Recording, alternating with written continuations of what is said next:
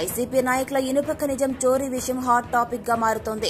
పలు టీవీ ఛానళ్లు పత్రికా ప్రచురణలో భాగంగా రాయదుర్గం నియోజకవర్గంలోని కర్ణాటక సరిహద్దు ప్రాంతమైనటువంటి ఓబులాపురం గ్రామ పరిధిలో గతంలో సీజ్ చేసిన నిల్వ ఉన్న ఇనుప ఖనిజం చోరీ ఘటనపై క్షేత్రస్థాయిలో నివేదిక పంపాలని మైన్స్ అండ్ జువాలజీ అధికారులు ఆదేశాలు జారీ కావడంతో సంబంధిత అధికారుల బృందం సీజ్ చేసిన ఇనుప ఖనిజాల ప్రాంతాన్ని తనిఖీలు నిర్వహించారు.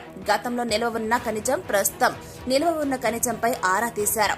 గతంలో సీబీఐ సీజ్ చేసిన ఇనుప ఖనిజాన్ని, భారీ యంత్రాలు, ప్రొక్లైన్లు, తుప్పు పట్టిన యంత్రాలను పరిశీలించారు. సిద్దాపురంలో ఉన్నటువంటి ఓఎంసీ దిగువన ముడి ఇనుప ఖనిజం నిల్వ పరిశీలించి వివరాలు తెలుసుకున్నారు. యంత్రాలను కట్టలతో కట్ చేసి ఎత్తుకెళ్లిన యంత్రాల భాగాలను అధికారుల బృందం పరిశీలించి వివరాలు, ఆధారాలు సేకరించారు. నివేదికను ఉన్నతాధికారులకు నివేదిస్తామని అధికారులు పేర్కొన్నారు.